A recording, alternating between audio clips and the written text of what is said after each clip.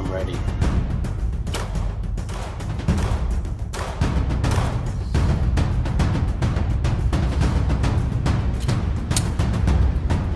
I'm ready.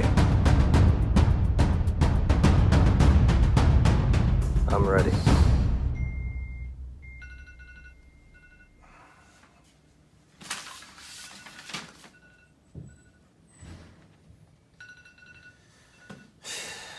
I'm ready.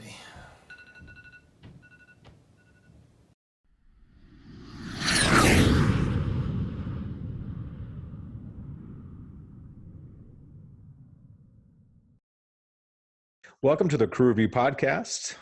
On today's show, we have the distinct honor and privilege of having New York Times best-selling author Sean Parnell, retired captain, U.S. Army Airborne Ranger, who served in the legendary 10th Mountain Division, leading the famed Outlaw Platoon in some of the fiercest fighting in Afghanistan.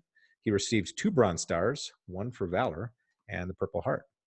On his return home, Sean garnered a critical acclaim for his 2013 memoir of time served in near continuous combat in Afghanistan, titled Outlaw Platoon. Following his first release, Sean has published 2 fictional novels. First, Man of War, released in September of 2018, and his newest book, and the one we'll be talking about more of today, All Out War, released earlier this month. In addition to his novels, you can find him on television as a frequent contributor, a policy advisor, and actively serving or supporting numerous veterans' causes. My co-conspirators today are Secret Service agent, former, and author of Drone Kings, Chris Albanese. Chris, welcome. How you doing, folks? All right.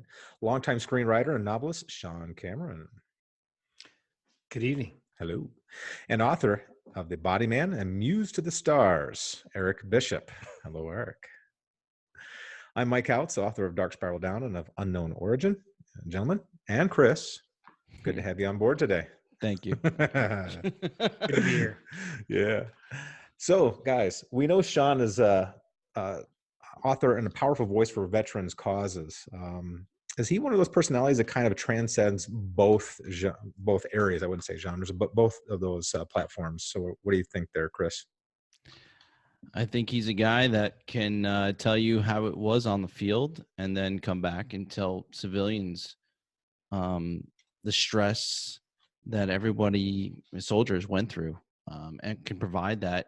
He did it in Outlaw Platoon. He talked about some of his soldiers, and then he takes some of those experiences and he builds it into his character Eric Steele in All Out War and Man of War, his first fictional titles. Right. So yeah, I think he does it, and I think he does it very well.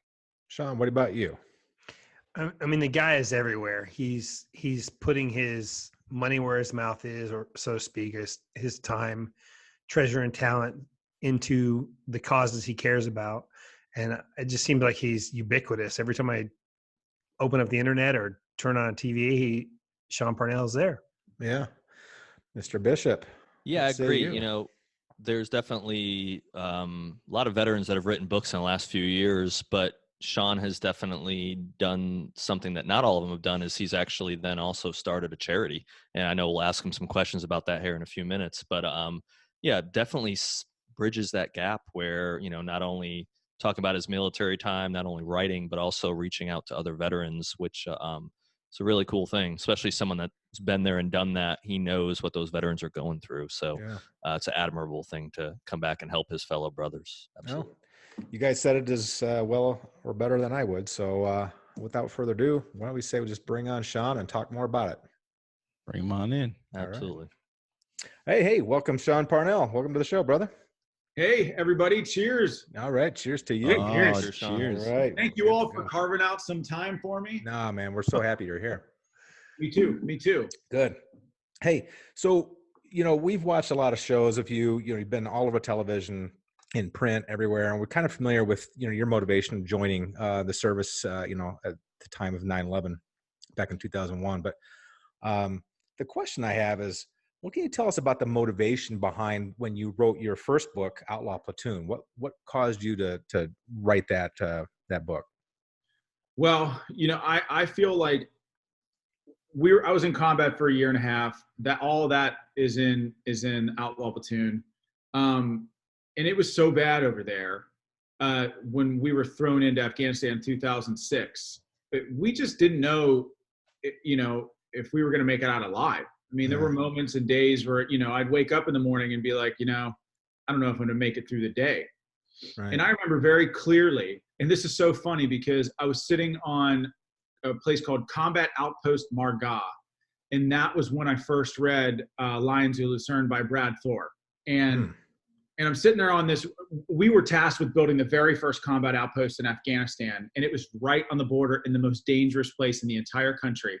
And I put down this book and I said, you know, somehow if I make it out of here alive, I don't know, if I'm blessed enough to go home alive, I'm going to do everything that I can to earn it every day, you know, live a life worthy of the sacrifice of the men and men that I had over there that didn't make it home. Right on. And I'm just going to swing for the fences, man, and try to accomplish my dreams. And one of those dreams was to write fiction.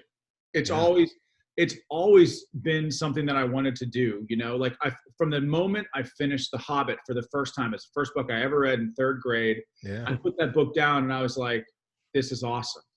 But like most dreams as a kid or adolescent or even a 20-something, writing a book felt like, you know, yeah, that's like saying you want to be an A-list star in a movie. It's like, it's cool to have that dream, but it's never going to be a reality. Yeah. It's a million miles away. Yeah. Right. And so I made the decision right there in Afghanistan. I said, you know what? I'm going to do whatever I can to accomplish this goal. And later that night, it was so funny. Later that night, I get a call at 3:00 in the morning saying, you know what? By the way, to set the scene, we're 2 days from going home and a half constructed combat outpost. So most of my men were already checked out, you know? Right. Yeah. And I get a call at 3:00 in the morning saying 350 men or enemy fighters are coming to attack my platoon, 250 from the east, directly from the east, and another 100 from the northwest, moving in like this massive pincer movement to meet my guys in the middle. Right. I said, you know what, man, fuck it. I don't know, we're going to fight like hell tonight, but if I make it out of here, I'm writing these books. Right on. Awesome. So let's talk about Outlaw Platoon first, since that was the first one. A lot of people wrote books about their experiences in the war on terror. Not many of them had the response that Outlaw Platoon did. So what do you think it was about your book that resonated? I don't want to say more than others, but it did. It resonated a lot more than most. Yeah. So what was it about that resonated with people? Well, you know, I have to say I owe everything to John Bruning. You know, he was, you know, God, it's so hard to tell the story without telling the beginning. Outlaw Platoon was rejected by my own agent 4 times. Wow. I was rejected by 100 agents. Really? Wow. Dude, I find that hard to believe, man. Wow. Yeah. Well, I mean, the bottom line was, guys, is that I knew that I was fresh out of the Army. I was a captain. I didn't have the skill to do it myself. And so I said, you know what, like part of being successful in life is to realize your limitations and stow your ego. And my goal was to tell the story of my men to ensure that the heroics were passed down from generation to generation. That was like my next mission when I got out. And that was really what mattered to me. So I started looking for John Bruning because he was my favorite military writer. And this was back before Facebook. And like, I'm like, so like, you know, what did you do? Like there was, how do you find him? Right? No. Yeah. So like, you know what I did? I'm like sleuthing around on Google. Yeah. I listen to this. So I haven't told the story. So I find his sister who has this cat website. She like loves cat website. And I wrote her this big long email like, please to that. I need his help. Please pass this on to John. I need his help writing this book. And like a week later he called me. He's like, this is an amazing story. Let's do it. And so it doesn't happen without the So I have to find a cat video. Yeah, P.S. I love cats. Yeah, I do too. So wow, that's crazy. My agents, I get an agent, and then we start the writing process. And it was like having John was like it was like being in a rigorous apprenticeship. And, you know, it was a very rigorous process, and the learning curve was steep. But he really taught, coached, and mentored me on how to tell a good story and how to write a book. And so one of the things that he told me through the process is that if you want this book to be special, it means that you yourself have to be very vulnerable. And as a storyteller or a writer, that's really hard, especially talking about your experience. And that means talking about your fears. And so when I settled on that, guys, it was like, okay, I'm going to have to, you know, we talked about what the theme of the book would be. And there were a couple of Outlaw Platoon, but the primary theme was like, okay, you're a young infantry lieutenant. No, you've never been outside the country. All of a sudden you're in command of 40 men in combat. What is the metamorphosis between from insulated American citizen to warrior? Yeah. And how did that metamorphosis change you?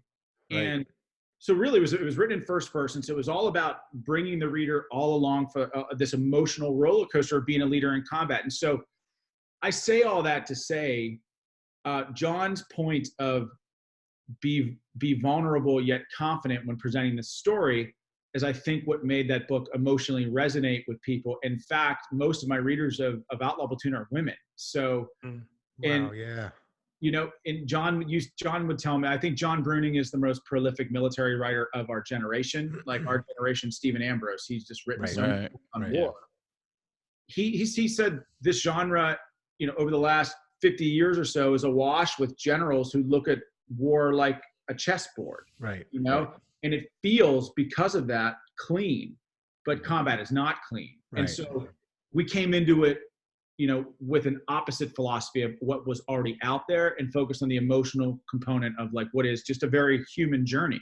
Well, your opening said it all when you're holding that little girl. I mean, and you're throwing your uniform in the fire, like right off the bat. I mean, you had me right there. Yeah. I mean, you know, that chapter was, I mean, it's just like combat does not discriminate. It pulls no punches. Right. And oftentimes the people that are caught in the middle are kids, innocent children that have nothing to do with it. They just want to like wake up and play outside. And, you know, it doesn't matter how well trained you are to go to war. I mean, the fact of the matter is that nothing prepares a young 20-something who's never been out of America for a moment like that. And that, you know, looking back, and I didn't realize this at the time, but looking back, that really was the beginning of a metamorphosis in me. It's like, okay, how can I experience moments like this and endure, you know? Right. So talking about the metamorphosis that took place, so years passed between Outlaw Platoon coming out and Man of War coming out. So during that time, what was your primary focus? What was your livelihood? How did you pass that time, and what did you work on? Yeah, so nobody, I feel like I knew Outlaw Platoon was a good book, but so much of the publishing experience is once you turn in the manuscript, the real work begins, and nobody really knows how a book is going to do until it does well, right? Until it hits. Right. Yeah, and nobody expected this young captain who no platform, no name. Like, I was an infantry book at the time. SEAL books were everything. It was like, I think they still are to a certain extent, but it's like with Lone Survivor. I'm just a ranger. Well, American Sniper came out in January the year after. Yeah. Book sold 1 million copies in a week, and so nobody expected the book to do well. And I mean, maybe they thought to maybe achieve moderate success, but I mean, they didn't think that it would be a bestseller in its first week and in 28 weeks of its first year. So when that happened, I mean, it was kind of a whirlwind. Everything changed pretty quickly in that it just gave me a platform to do a lot of good and to try to put veterans first. And that's what I did. I've been working, you know, in that 6 years in between, just doing everything I can to give back to vets. Awesome. Well, when you switched to writing fiction, did you discover anything new as compared to the process of writing that memoir? I mean, it's the worst. It's the worst thing. It's so hard. I mean, I realized. You heard it here first. I realized at that moment, like everything that I learned from John, really, fiction is a whole different ballgame. Dude, it's a different animal. It's a crazy beast. It's so different. And I mean, you know, what the Man of War that you see on the shelves is the fifth or sixth iteration starting from scratch. I mean, I had Eric Steele in 5 different situations and 5 different storylines. And each time I submitted to David Heifel, who's my editor, he's just like, no, it's not good enough. It's not where fiction thrillers are, you know? And it was just brutal. It took years to study the craft, read Elmore Leonard, read Vince Flynn, read Brad Thor, read CJ Box, read about these guys who have done it, and try to deconstruct those stories to try to figure out what the genre calls. You know, the crazy thing is, though, is you've experienced some of those things real life, where the fiction writer is doing a good job, but really is guessing of making the emotion and whatnot. You're making it up. It's fiction. but Yeah. you can actually, you can provide that experience, that real world. Like, this is the way things are, man. Like, this is how I went through this. This is the feelings and the emotions just the that I went through. smells, right? I mean, just The smells too. Yeah. right. Just all that stuff. So much of what I wanted to do with the creation of these fiction books was, where do writers draw their inspiration from? Well, in combat every day, I drew my inspiration from my men who did amazing things every day. Yeah. And I just thought, like, what's the one common thing, or what's the one thing that they all have in common? And it's just that they're all so good, and it didn't matter where they came from or what color their skin was or how much money they made or whether they're from the North or the South. Right. I watched these kids do amazing things, and they were so selfless, and there was never a moment where they worried about their own life. If it meant saving their brother, they would put their own life at risk all the time. And I saw it every day. And so I said, when I was trying to conceptualize these books, the first thing I do is really just try to come up with characters, because the characters are the lifeblood of any good story. And so, in a world of anti-heroes, whether it's on TV in The Walking Dead or George R.R. Martin in Game of Thrones or in some of the contemporary thrillers today, anti-hero wins the day. Eric Steele's the opposite.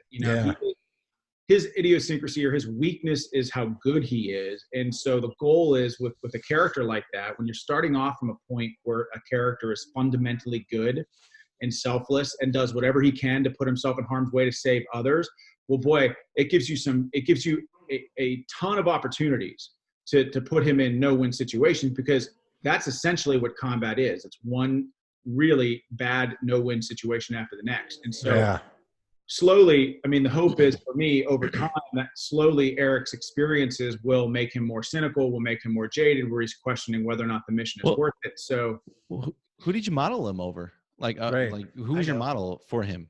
He's sort of a cross section of all of my troops. I'm from Pittsburgh, so this, I'm from the Steel City. I've been born and raised in this city my whole life. So that's sort of become, being a Pittsburgher sort of become part of my DNA. And all of this was solidified when I watched this, commander that I had in Afghanistan, a brigade commander. His last name is Steele, Steele. I'm like, okay, this is fake. Big boy, right? Yeah, because sometimes people are like, Steele, really? He sounds, maybe that's like a bad porn star name. I think it's a good one. It's a real name. He's a real dude. Yeah, so it's not like, it's worked on multiple levels. So Eric Steele was. Wasn't he like a giant guy, like 270 pounds or something? Yeah, he was huge. He was like, he had to have been 6'8", 300 pounds or something like that. He was a big guy. Nice, comfortable Humvee ride. So, Sean, I don't want you to sue me one day. So in my book, The Body Man, which I wrote before I even heard of you, my president is named Charles Steele, Steele. But I named him Steele for a different reason. So tell me. In the book, it makes a little more sense. Ex-porn star. His Steele is a good guy. Your Steele is a bad guy, Eric. You'll have to read the book to figure that out. So, but don't sue me, okay? I would not. Come on. I would never. I would never. I love it. I love it. That sounds awesome. I'm excited to read it. Hey, with the huge amount of success that you had with Outlaw Platoon, what sort of worries did you have in trying to capture that magic a second time, particularly in a whole different arena? A lot of worries. Because Outlaw Platoon gave me a great platform to do a lot of things, but it doesn't necessarily correlate to success in writing fiction. And so what I tell people all the time, especially aspiring fiction writers or just writers in general, or just like maybe people that want to do what they love to do every day, is sometimes you just have to allow yourself to be a beginner, and what I mean by that is, like, you got to stow your ego. It's about learning the craft, being patient. And so, Outlaw Platoon saw a lot of success, but I went into Man of War like I was a rookie of all rookies, and that's important, because it's a different, anytime people see you a different way, it makes things really challenging. And what I mean by that is, like, if I were on Twitter and I was talking about military or national security or veterans issues, and people are all over that. They love that. But if I start talking about, like, my movie review of Frozen, people don't care about that, because people are used to seeing me in a specific way. And so it's about making that shift from a nonfiction military guy to a to a fiction thriller and Yeah. to a fiction writer. Like, you know, you see Brad Thor, you think like he's the master of thrillers. He's the king of the genre right now. Well, anytime your brand or your persona is divided up among multiple things, it becomes really hard to do one thing really good. Yeah. And so, yeah, I have fears every day. I mean, it's why buy a Sean Parnell book when you can buy 10 other people that have been doing it for 10 years? Right. And you have to distinguish yourself in creative ways. Yeah. So outside of the usual trappings of the publishing's world definition of success, did you have a personal list of goals for Men of War before it was released? Like, did you have an idea, like, you know, how many books you wanted to sell? Like, did you want to get on the New York Times bestseller list? Like, what was your goal? Well, I mean, for me, I just wanted to tell a good story. That's my only goal. I had very little expectations. It is so hard to make the New York Times bestseller list on fiction. It's a totally different thing. It's not analogous to nonfiction at all.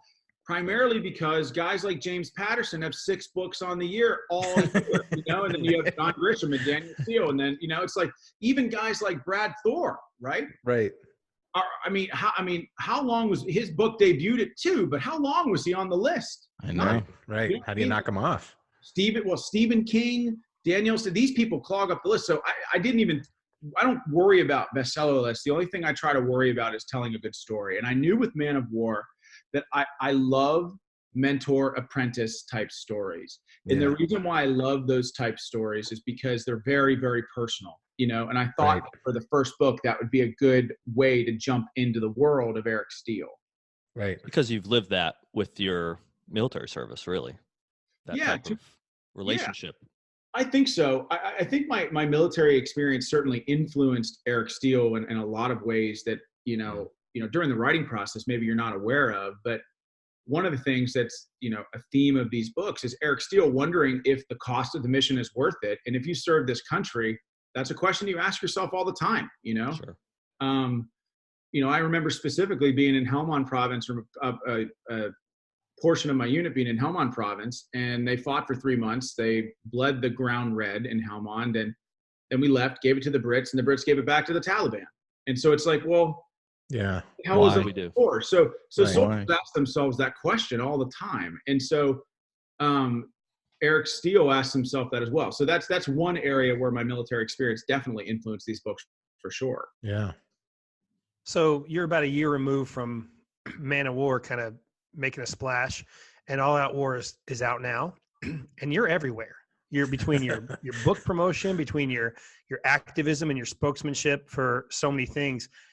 How the hell do you budget your time, and how do you find, you know, I'm just going to let you answer that question. It's kind of open-ended. It's, you know, it's really hard to do. I mean, it's so funny. So it's a great question. So All Out War was coming out. And of course, anytime a book comes out, there's a ramp up for press and the publication and the media blitz that follows.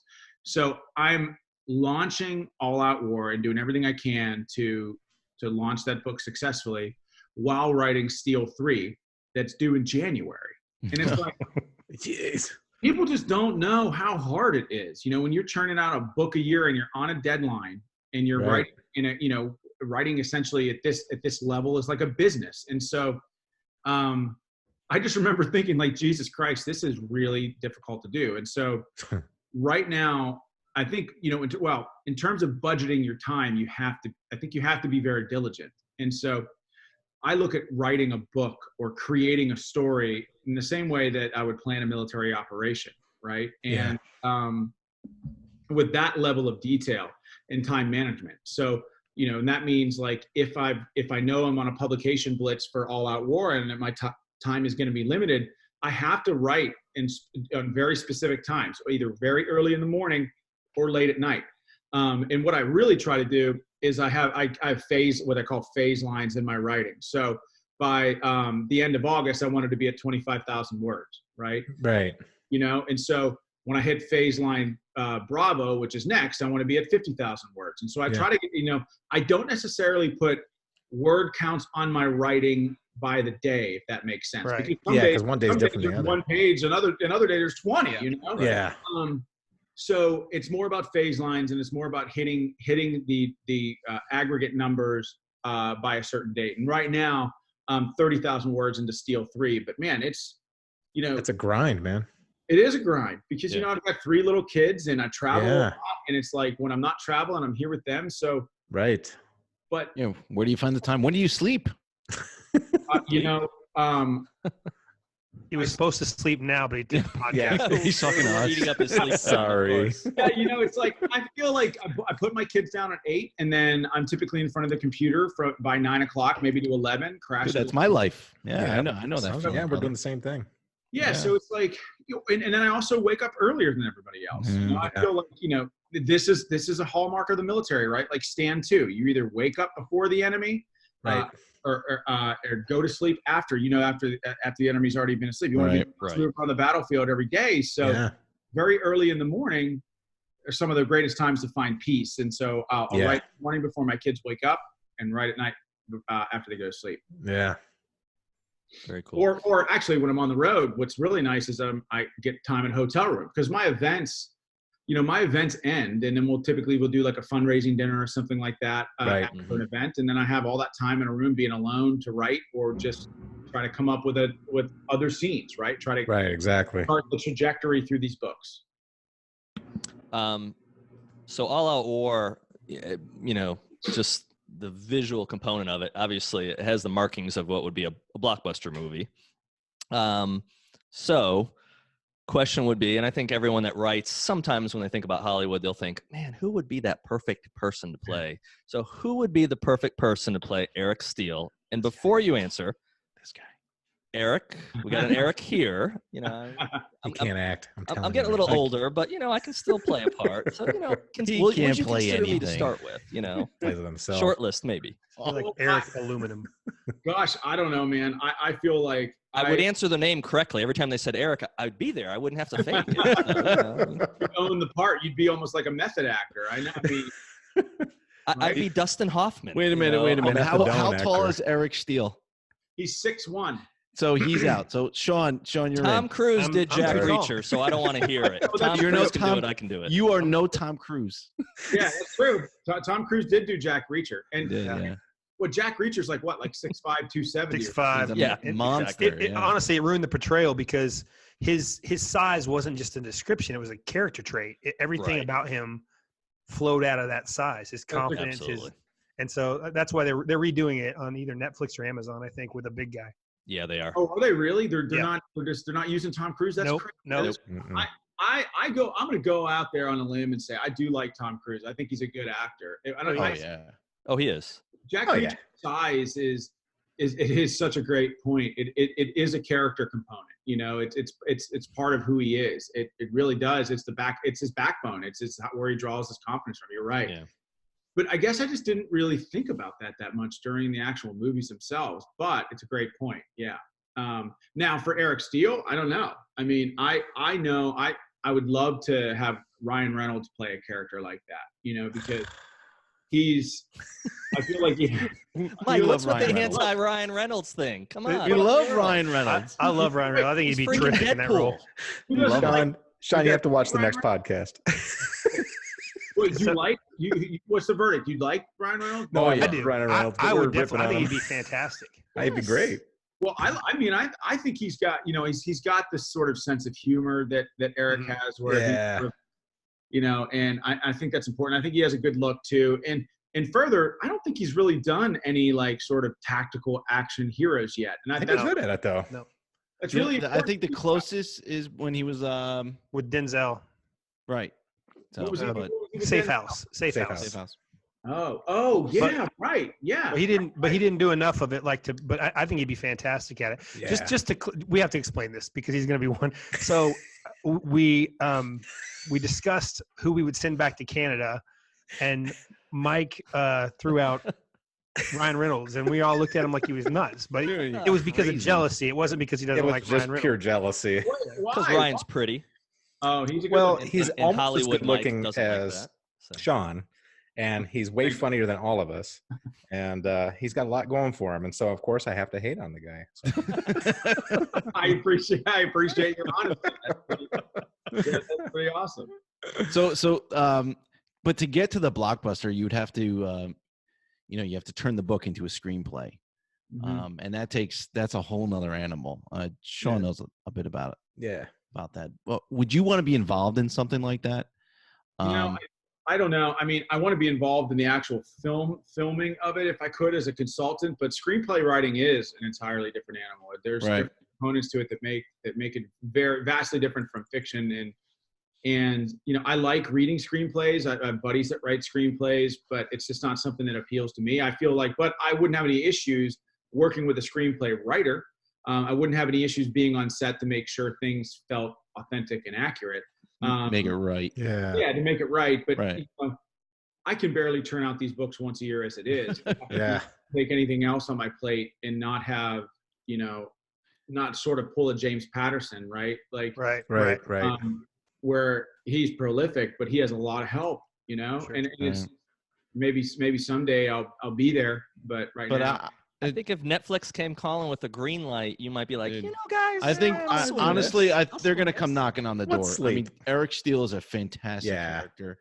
I can't see it, considering that there's an issue in Hollywood right now of original production stuff. You would think. I mean, that character's prime for it. It is. You're touch on something that is important. I mean, Hollywood continues to churn out the same stuff. Boring. And it's just, you're right, it's boring. But I think that just speaks to that the culture out there is just so risk averse. Risk averse, exactly. That's exactly right. I was just going to say something new. And so I hope that somebody comes out and snatches up Eric Steele, because I do think he's a good character and I do think that he would play well on screen. But over the years since Outlaw Platoon has come out, I've just become very cynical with Hollywood culture and movies getting made. And so I've sort of where I'm at right now is like, if it happens, great, but I'm not going to try to force a square block into a circle hole. I'm just I hear you. Yeah. Because I can't tell you how many meetings I've been in. They're like, this is awesome. We're going to make it. This is going to be the best thing ever. And then you never hear from those people again. Yep. Does someone still have the rights for Outlaw Platoon? Somebody did have the rights for Outlaw. Sony had the rights for Outlaw Platoon for a lot of years. And I just felt like they're not doing justice to my soldiers. And that was the most important thing. Of course, the transition from book to TV or film, it's going to change. There are going to be things that you have to change the story to make that transition possible, but you can't be changing my soldiers' stories. There are real legacies there. And Yeah, those are real people. People. Yeah. And so I pulled the rights from Sony, and so it's just I've got them now. Nah, I can't blame you at all for that, man. Yeah, kudos to you, because the real people adaptations that's a completely different animal, and it deserves to honor who they were and who they are. For sure. Absolutely. That was my thinking too. And like, if it's meant to happen, it'll happen, but I'm not going to like sort of force it to happen the wrong way, Hey, so you've surrounded yourself with your team just from the outside looking in is just incredible. I mean, just the whole team that you've put around yourself in this whole publishing world. What are some of the attributes that they share with Outlaw Platoon in terms of making the mission happen, both in publishing as well as what you guys, accomplished over in Afghanistan? What are some of the similarities between your publishing team and the boys from Outlaw Platoon?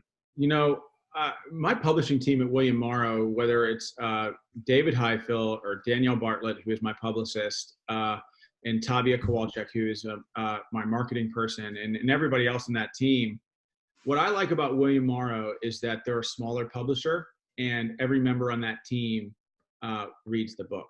And so they're singularly focused on like launching the book the right way and making sure it's published appropriately. And what I think is really important, I think what I did from the very beginning that a lot of authors don't do, is when they turn in that manuscript, they think their job is over, right? But what you have to do then is fly to New York City on your own dime, ask to meet them, shake all their hands, develop personal relationships with them, sit down, have a meeting, talk about what the goals for the book are, and then walk down into the smaller offices and shake every social media person's hand, every editorial assistant's hand. They all have a say and a hand in how a book does. And so once a manuscript is turned in, your goal as an author is to be an ambassador for your book. And the first step at the top of that list is ingratiating yourself to everybody at that publisher by making sure that they know that you appreciate them. And so I do that with all of my books because, publishing positions change, people go different directions and stuff. So you always want to make sure, because a lot of publishers, William Morrow's a small publisher, but I still think they're doing like 50 books a quarter or something like that. Something like Penguin does way more. So you want to make sure that there's a face associated with your book. And so I feel like my team, because of some of that stuff, they're a team that believes in the mission. And because we've had enough face time, we know each other to the point that they know what I would like and I know what they would like, and we just execute, right? And that's no different than how it is in Afghanistan or in combat. When your team has battle drills, you just rely on the training. Right. Some great advice there, man. Yeah, I think that's true in all disciplines. And I think for writers that are new to doing it, they might not know that you have to market yourself. You have to do exactly as you described it there, because no one else is going to. No, you're going to be the best voice for your book, and you're going to be the most prolific storyteller to get everyone else on board. And what's funny about that is writers often are shy people. A lot of them spend a lot of solitary time, and it's out of their comfort zone. But it's becoming more of a skill that they're understanding, and starting to develop, even the shy ones. So, but you do a great job. You do a great job with it. Yeah, you do. Oh, thanks. I feel like, I approach everything in life with a simple question. Like, what, we all have questions on our mind that drive us every day, things that motivate us. But, what would you do, right? What would you do in life if you knew that you could not fail, right? And so whatever the answer to that question is ultimately really what you want to do with your life. And for me, writing these books was a huge piece, was a huge pillar. Yeah. And I knew that if I wanted my books to be published at a level that was, I knew that it would help make them successful. I knew that I had to develop personal relationships with people in an age of social media, where people think that social media is enough to promote things. Right. People think that going on Fox is enough to promote things. Right. No, it's a multi-tiered effort where, ultimately business is about personal connection. And so I went into this, because it meant a lot to me, looking to develop personal relationships with people at publishers that most authors, I'm telling you, most authors never meet. They're like second or third tier social media person at publishing. Every time that person posts about your book, you want them to know who you are and you want them to like you. You got to shake hands. Get them vested in you and do good. Salespeople are another big thing. Authors rarely talk to salespeople at publishers. The salespeople are the guys and gals that are getting your book in the store. And so if they don't like you and you're an asshole, and believe me, good luck. Hey, Walmart, we want you to take 10,000 copies of this book. And Walmart says no. And they say, okay. Yeah, right. You want those salespeople not to take no for an answer, because you want them to like you and do right by you. So, if you're going to throw yourself into writing, or anything for that matter. Well, dude, Sean, it is working, because I remember when Man of War came out, it was in Costco. And there was a stack of them. And then I went in the next week and there was no more. And then I went in the week after and there was another stack. So, dude, you're doing it right. I'm trying, man. It's working. Absolutely. I'm trying. It's hard. Fiction is really challenging to build an audience, to get people to see you a different way. But it's just like being in combat, where the enemy attacks you, right? You have to evolve, adapt, and overcome every day. Otherwise, you're going to die. The same is true in publishing. Yeah. So I was going to say, just taking on that one real quick, I went to a signing about a year and a half ago. Well-known author, this person, I won't say their name, but had a great time. And I had a copy of their book, and I was going to go buy a second one. So I went to a local Barnes & Noble there in Spartanburg, South Carolina. They didn't have this person's book, and really was surprised. So I had their number, texted them and said, hey, your book is not here in Barnes & Noble. And, they went back to the publisher to kind of, rattle some sabers probably. But yeah, you can't have the week of your launch. You're not in Barnes & Noble. Oh my gosh. That's, you should have some kind of a presence there. And there wasn't any in the back. I went and actually asked, they said, we can order it for you and have it in 2 days. Man, I was like, no, I can get it off Amazon in 2 days. Yeah, right. Exactly. And so, oh my gosh, you wouldn't believe the stuff that happened with Man of War when it first came out, though. I mean, really? Amazon deleted my profile, right? They deleted the first week. So I lost all of my reviews. I lost all of them for Man of War. Why would that happen? I remember that. I remember hearing about that.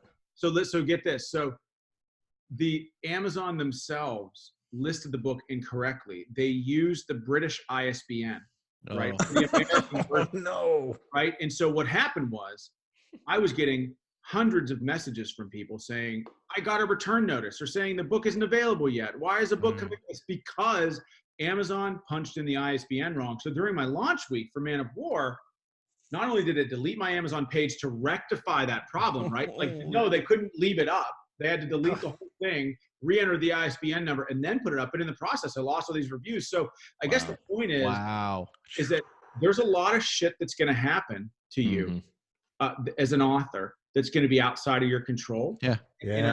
In a hard lesson for me during Man of War, and I learned it, was that you can't control the stuff that you can't control, right? Yeah. I found out about that. I got to my publisher. My publisher was like, it's Amazon, we'll try, but they're a one book monopoly, seller. Yeah.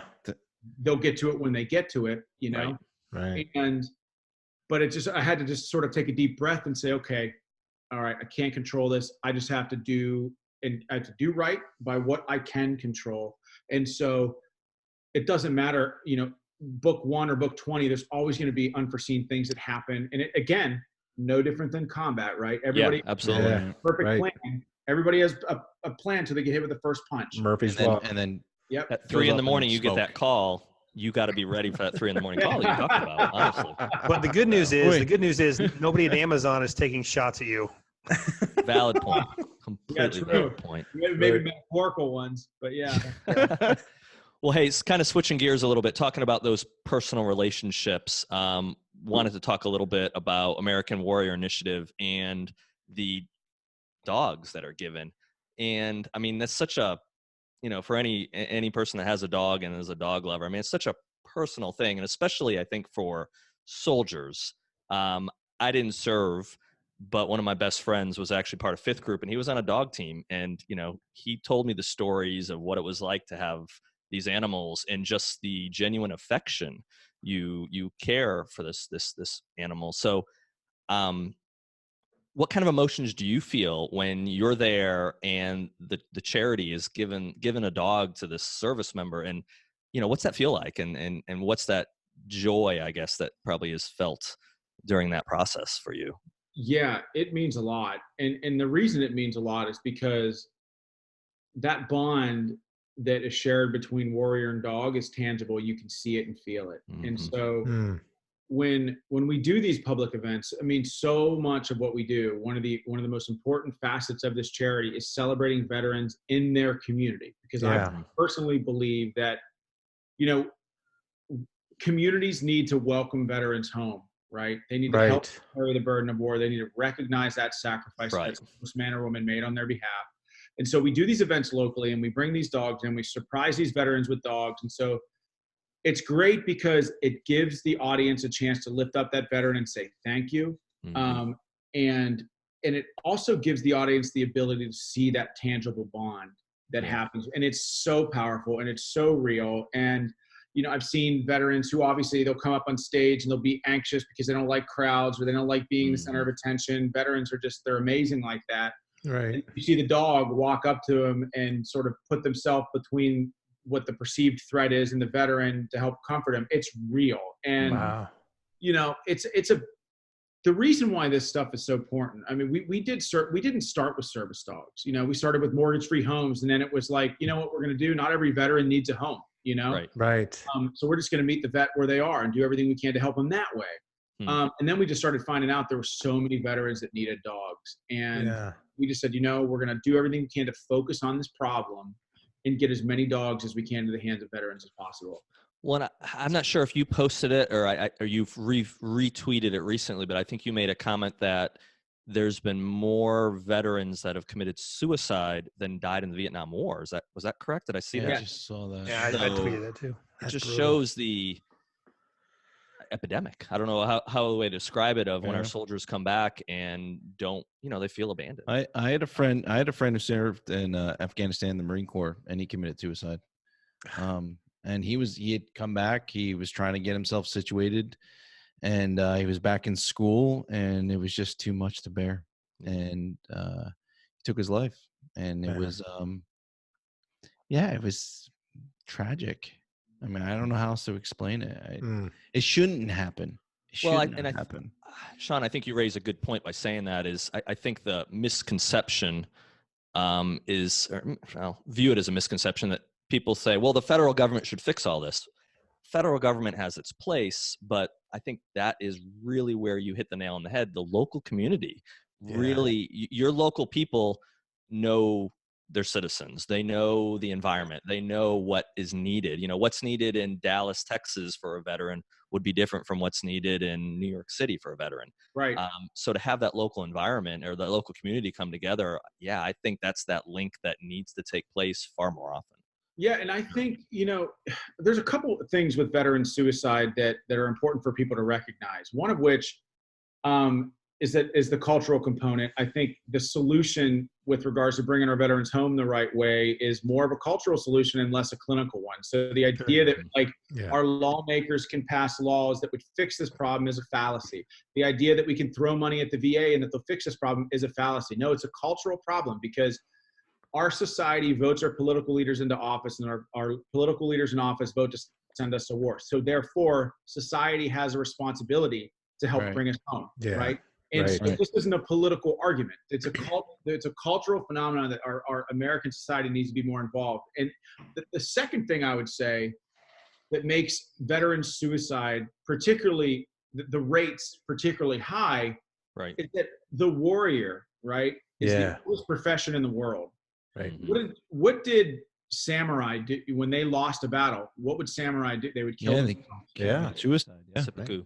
Vikings until Valhalla. They believed that if they died, they could live and reside with their brother in the halls of Odin, right? So veterans from a existential standpoint and cultural standpoint, warriors don't look at suicide the same way that civilians do. Right. Veterans think like, Jesus, if God, I hate this. I failed in my mission. I feel isolated. I feel like an exile. I'm not doing as well as I thought I should be doing. Right. I'm going to take my life because I'm better off spending it with my brothers who I know would have my back regardless. Right. Very, very, very poignant. Very true. Powerful. So, let me ask you. So, where do you think that needs to be addressed? Like, is that something that needs to be addressed in the making of the warrior, or is it something that needs to be addressed post action, or both? And I mean, that's a really, I've never thought of that. I've never heard it expressed that way. And I think that's really spot on. Well, I think the answer to that is also twofold. I think that, our leaders in this country, it doesn't even have to just be political leaders. It can be corporate leaders as well. It could be cultural leaders, religious leaders. It doesn't matter. They need to make bringing our veterans home a cultural priority. And it's like you train to shoot, move, and communicate together, and then you go fight, bleed, and die together, and then all of a sudden you get home and the military's like, well, see you later. No kidding. And so what happens is like you've whittled away your own individual identity. You built a collective identity, and then when you get home, everybody goes their separate ways, and you're left. You feel isolated. You feel like an exile in your own country. And so leaders need to embrace veteran homecoming. Right? It's a really important thing. But also I feel like, civilians in their hometown need to recognize it too. Right. If you know a veteran or family member's a veteran, friend is a veteran, talk to them. A lot of civilians are afraid to talk to their veterans because they're afraid that it'll dredge up personal experience. Don't worry about that. You have to talk to them because, and it just boils down to hey, I want to hear what you have to say. It was your duty to serve. I feel like it's my duty as a responsible American citizen to listen. More than that, I can take it too. I'm tough. I can handle it. Right. Go into it with that level of respect and understanding. And I feel like this country would be a better place. Yeah. Well said. All right. Very well said. Yeah, well said. Well, we're going to turn the tables on you here, Sean. We've talked about some heavy stuff, some very critical stuff. And now we get into something called the lightning round. Let's do it. I'm ready. No, you're not. You think you're ready. You think you know. He's probably ready. Yeah. Pour another drink. Take another pull before we start here. Camouflage drink right here. You know, can you see it? I don't know. I don't know. So very little thought was put into these questions. So we recommend very little thought into the answers, ready. actually. I'm ready. I'm ready to react. I got it. Do it. All right. So I'm going to start this off. Mean Joe Green or Terry Bradshaw? Mean Joe Green. Yes. Didn't have to think about that one. Really? Beautiful. I'm just going stream of consciousness, man. So That's the way it is. I apologize in advance for it. No, there's no apologies here, man. All right. You can only choose one. 105 millimeter support or an A10? A10. Yeah. Because they're cool. They sound cool. Of course, I'd rather have a howitzer on the battlefield. They look cool too, though. They look bitchin', man. A10s are just so cool. That's why my kid wants to fly one. All right. The most American thing you saw on an Afghan base? The most American thing I saw on an Afghan base. Okay, so one of my team leaders, like his room was just like a Best Buy. And you would think that in Afghanistan, it'd be hard to get every video console known to man. I'm serious about this. He had everything from regular Nintendo to Sony PlayStation to PlayStation 2 to Xbox. He had everything. Had screens everywhere. And I'm like, he was like Red from Shawshank Redemption with his ability to procure things. And so I was like, what? Have a Best Buy in one of the most remote areas of the most dangerous place in the world. This is America right here. What was the size of the screen that he was playing on, though? They had little screens. He had this little, hooch with plywood walls and stuff. It couldn't have been more 6 feet by 6 feet. But he had all over his walls with poncho liners hanging down and everything. It was bizarre. Awesome place to hang out, though. His room always had this green hue, and he'd always be in this little it's weird. So he's playing Call of Duty, and then he throws on his gear, and then he goes out onto the out of the wire. He had even he'd go on missions. He'd have these little Game Boy Color that he'd have. Yeah. Unbelievable. All right, here you go. Stepping on a Lego in the dark or something that squishes? Oh my God, something that squishes. Have you ever stepped on a Lego? Of course. It's like stepping on a punji stick. It's It's like you need antibiotics after you do it. Yeah. All right. Okay, this is my last one. The last time you used a hand knife gesture to make a point. Didn't I just do it now? That's yes, you just did it. I've never seen. 30 seconds just did it. Didn't I do that? I'm like, this is the most American. So 2 seconds ago. 3 seconds ago. I'm done. Who's next? Okay, I think I'm up. So it's a real serious one. How do you drink your coffee? Okay, so you're gonna laugh, and there's a story that's associated with this. Do you want to hear it? We want to hear it. Oh, yes, absolutely. All right.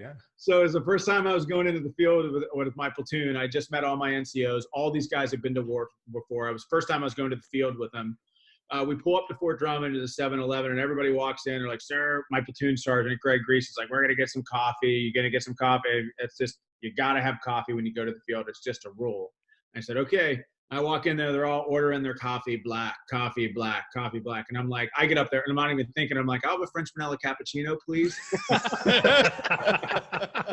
They all it was like everybody froze, and they all like, wait a minute.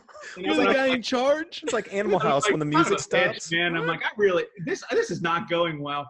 And so I drink my coffee the same way every day. I have 2 of these, right, every morning, and I drink Dunkin' Donuts coffee, right, and I drink sugar-free hazelnut creamer, and 1 packet of Splenda every single day. That's very Ranger of you. Yeah. And how many guys the next time you went into Dunkin' Donuts didn't order black? It's the least tough thing ever. I'm sorry. No, we'll edit that out. Yeah, we'll take care of that in post. Keep it in. I own it.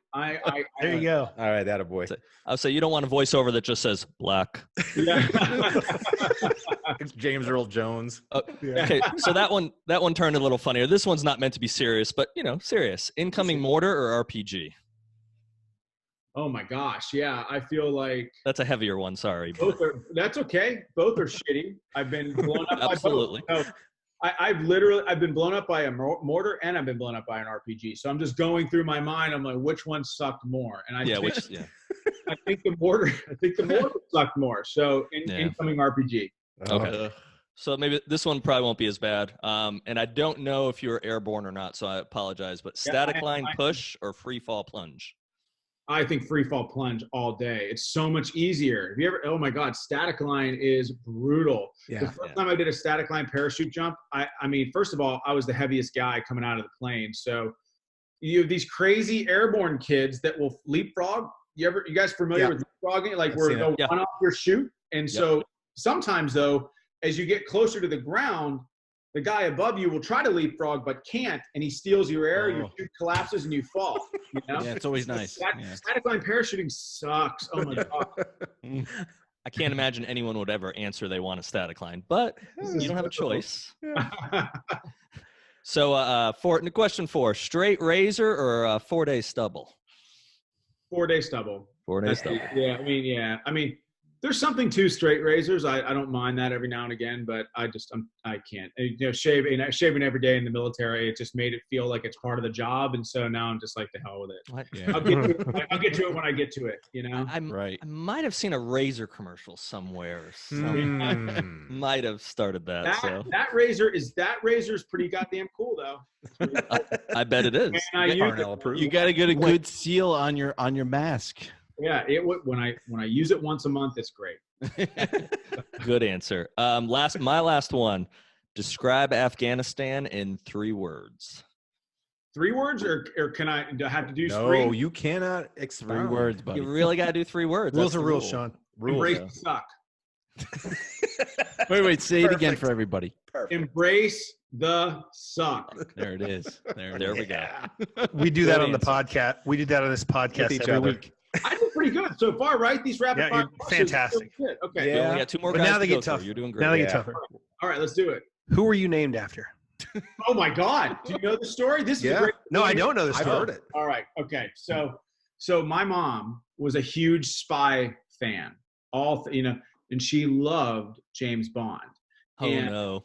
And so she loved, as a result, Sean Connery. Right. And so my mom and dad get pregnant with me, and she's like, I want to name him Sean. There was a big fight. You know, my dad was like, I'm not naming my first damn son after some crush that you had. So actually, my name is Richard, but my middle name is Sean. So nobody knows. My first name is Richard, named after my father. My middle name is Sean. So my dad's like, we'll name him Richard, but he can go by Sean. So the reason Eric laughed is because my dad was a huge Bond fan, and my mom and dad had a fight, but my dad won so I'm Sean. So Sean Eric. Oh actually. Man, that's cool. So that's why I wondered, because you spelled it right. Wait a minute. So this is Richard Parnell? Yeah. No, it's Sean. I'm not a crook. Okay, next question. Which president in history, if you could pick them out and bring them to today to lead us, who would it be? I mean, I love Ronald Reagan. His speeches were just so great. I just thought he was witty. He was quick on his feet. He was great with the media. It was clearly a different time where I think the media were definitely more fair. But yeah, Ronald Reagan was he just embodied the American spirit. And you just felt like he loved this country with every word that he spoke. Right. We were Yeah, man, you're 2 for 2. You're 2 for 2, hitting me like right in the heart. One of my best friends named his daughter Reagan.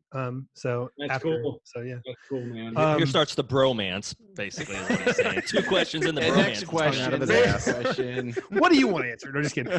Favorite fiction author of all time? Of all time? Oh, God, that's like asking me what my favorite movie is. I know. Right. It's like choose your kid. Which kid do you love? Oh, don't do that. Don't do that. No, that's what it was. It's similar. I know. Right. Yeah. Right. Oh my gosh. So favorite of all time. Well, choose a dead person. You can't offend one of the live ones. Just their heritage. You read The Hobbit. That's true, but I'm going to tell the truth, and it's got to be J.R.R. Tolkien. Yeah, absolutely. There you go. Lord of the Rings. That's it. It's okay. Fantastic. So, do some idiots still pronounce your name as Scene? What? Yes. No, they don't. Basically, they do. Listen, basically every goddamn Uber driver I have. That's ridiculous. Exactly. It's the truth. You know? See, he and I understand this. Okay. And this last one is ludicrous. Are you related in any way to the country singer of the late 90s and 2000s, Leroy Parnell?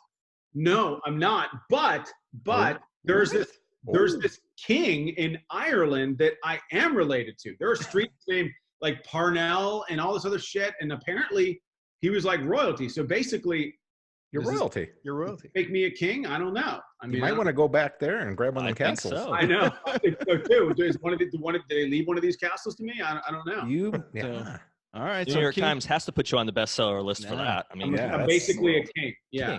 so King Done. Parnell, King Parnell. which would you pick to choose if you had to post on social media? Would it be Facebook or Twitter? Twitter. I mean, I think Facebook is lost. I mean, Facebook, I'll just keep it simple. I don't want Right. Facebook to leak all my private information, but Twitter for sure. Right. Yeah. I hear you. Who was the better stooge, Shemp or Curly? Curly, 100%. There you go. I do like Stripper Mo Shemp, makes though. it tough. Stripper Curly, come on, that's a no-brainer. I didn't mind Shemp. I feel like he gave it the old college try. He was funny. I do like a backup Shemp. It was girlfriend. different. Mo and Curly. Curly. You Yeah. know? Without a doubt. It's Curly. Favorite Monty Python movie or skit? Okay. Now, this might create. I don't like Monty Python. Oh, okay. All right. Show's so over. end this right Show's now. over. I'm not recording anymore. I don't have any more questions to ask. We're done. British people, I just. All right, hold on. We're going on to the next question. Next question. I like British people. I like them for their comedy to be desired. You know? We'll edit this out of the British version. Yeah, Well, we'll yeah. cut. Look, I don't like the British version of The Office, and it's verbatim to the American version. There's something about British people That wouldn't translate very well. All right, so ready? Hollywood or Broadway? Broadway, 100%. All right. I love that. I love movies. I've loved movies, TV, and film my whole life, but there's something about, the raw and visceral nature of like getting up on stage and acting out a part and in front of people. Oh my God. It's cool. It's Yeah. awesome. Can I jump Dude. in? Sure. Can I jump in, Chris? Yeah, go ahead. What's the first Broadway show you saw? Phantom of the Opera. Good man. Yeah. That's I a mean, good one. that show is amazing because Yeah, it was really good. it almost feels like a movie. Some of the shit, Right, Phantom exactly. appearing on stage, I'm like, he's 10 feet away. Where did he go? I mean, they do amazing Yeah. things on stage. I'll tell you, if you haven't seen Wicked is amazing live. I It need really to is. see it. That's on the agenda. But you know what I saw live that I just thought was the funniest? It was the Book of Mormon. I The thought Book of Mormon. I just saw that I not too haven't long seen it, ago. but I've heard- I It was would like to. phenomenal. it was so politically incorrect. Yeah. But it was so funny. And Yeah. this is why I love Broadway, man. I feel like they're pushing the creative envelopes far more than Hollywood, right? Right. Right. Yeah. They're They taking are. more risk. That's what I appreciate about it. Yeah.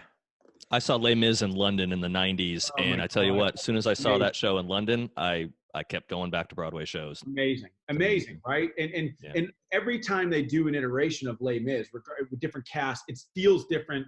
And even though it's the same show, it does still feel like they're pushing creative boundaries each time they do it. And Yeah. so, that's why I got all the respect in the world for those Broadway actors. They Yeah, put they're it all on amazing. the line, and they really embrace creativity and take risk. Yeah.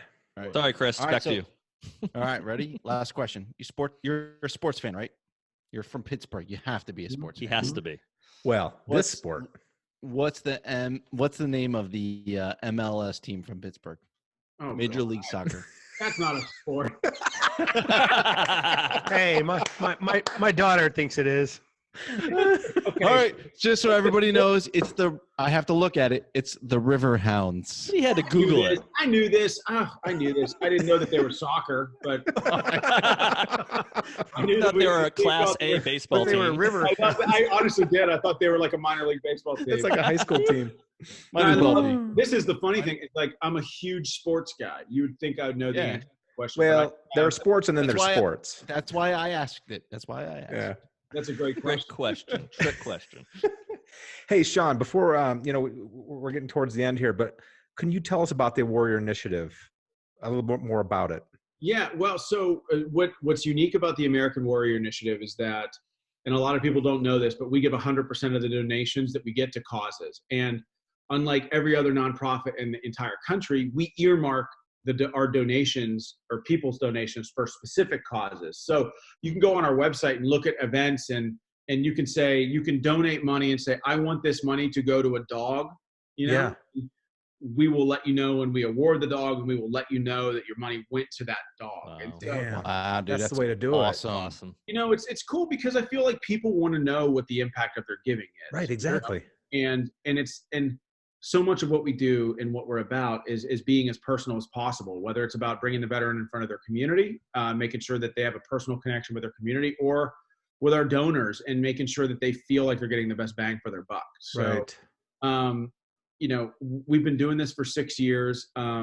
We're a smaller charity, but we have a big impact. And, every year we change the lives of like 50 veterans. And, part of what we do and part of our criteria for giving is we try to find people that will pay it forward. So it's all about like having a butterfly effect with each person that we award. And so every person that we've helped then helps 5 people, and those people help 10 people. And so, little by little by little over the years, the hope is that we can have a profound change in this country. Right. Kudos. We will link it. We will link it to this podcast. Yeah, make sure people have a chance to donate. Oh, cool. That's awesome. Yeah, absolutely 100%. Hey, Sean, really appreciate you coming on, man. This was great to talk with you. I hope that everybody's watching this show reaches out to Warrior Initiative and like you said, their local guy or gal coming home, and just let them know you appreciate them and that you're there for them. So, and buy this book. And buy that damn book. Go out, man. Yeah, thank you. Yes, Sean, this was one of the best books of the year. The number is Eric the Steele version this time on Amazon. Well, Eric Steele's a fantastic protagonist. Yeah. It's got to be a movie. Come on, man. Thank you. I'm going to keep trying. Steel 3 is, I learned so much. I've learned so much from book 1 and book 2. And I look back on Man of War and I look at things, I'm like, oh my God, what was I thinking? I look back on all that work, like, oh my God. Can we redo that? But I feel like with this next book, man, I'm really excited about it. I feel like the story is more nuanced and complex. The magic happens in these stories, and the bar is Vince Flynn for me. Like, Mitch Ryan's character does not come to life when bullets are flying, right? Right. You find out so much about who he is based on when there's no bullets flying. And so I feel like this book has more of that. And oh my gosh, we can't wait, bro. We can't wait. Holds bar, man. It's no holds bar. I'm really excited about this book. We hope you come back on when that book comes out. I will. You don't have to beg. You don't have to beg me to come on. I'll be there in a second. So we're not above it though. If we have to, we're not above it. We ain't too proud to beg. John's got some industrial knee pads. I appreciate. Did you say? Wait a minute. Did he say industrial knee pads? Industrial. What I heard. You're off brand there, Mike. You're off brand. Edit. It's all good. I'm just thankful for the time that you guys gave me. No, that's wonderful. So thanks so much, man. And, hey, big toast to the Outlaw Platoon, boys. Yeah, this is absolutely the man of Outlaw Platoon. Until next time, gentlemen, we shall see you around. Thank you, guys. Thanks, Sean. Thank you, Sean.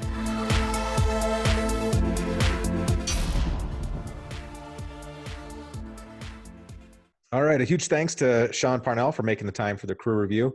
I personally want to thank him and the men of Outlaw Platoon for the sacrifice they made to ensure our freedom and safety at home. You can find the veteran initiatives as well as his best-selling books mentioned in today's show on his website, official Sean Parnell, and his publisher's site, HarperCollins. All Out War is one of the best literary reads of 2019, and we can't recommend it highly enough. And for everybody here at the crew review, Sean, Eric, and Chris. I was waiting for you to hold your drink up. There you go. All right, gentlemen. Salute. Good show. Salute, guys. Salute. Was that okay, or should we? I think so. Yeah, I like leaving Chris out. That was funny. So we're good. Well, I was waiting for him to hold the glass up, and then it kind of froze. Did you have a hat on before? I did. Okay. Okay. A hat on. Okay. Sorry, the whiskey's hitting me. Yeah. Dude, listen, I went to go stand up to close the door before. I was like, hit like that wall. I just hit the whiskey wall. He's getting that walleye look in his face. It's just me and my kids tonight. Oh, you're gonna be fun, Dad. Wait, it's Thursday, right? It's Thursday. Damn it! I have to Are we doing an intro? Yeah, we're gonna do the intro. Not much for you to do other than smile. Smile, look pretty. Dude, seriously, is your middle name Eric? It is. I'm Christopher Eric. Jesus. Are you Michael Eric? I could be. Yeah, he's airborne. Yeah, he's airborne. Don't doubt yourself. We talked about static lines and walking across parachutes. And All right. hey, by the way, save this. That's an outtake. Oh, dun, dun, dun, dun. I used a No, bad he's in word. the Navy. I used a bad word. Yeah. Welcome to Crew Review Podcast. On today's episode, we have the distinct honor and privilege of having New York Times bestselling author. Wait. Sean Parnell. Start over. This was. I don't even know landed what that on me, and I was was. like, "What the fuck?" That was like you pointing at me. All Do right, it here we again. go. Start over. No. Stand by. Stand by. 3, Hello. 2, 1, go. Still filming. I'll call you right back. All right, bye. That's an outtake. That's an outtake. That was a Secret Service agent calling. So I hear ya. we're good. Still an outtake. Go. 3, 2, 1.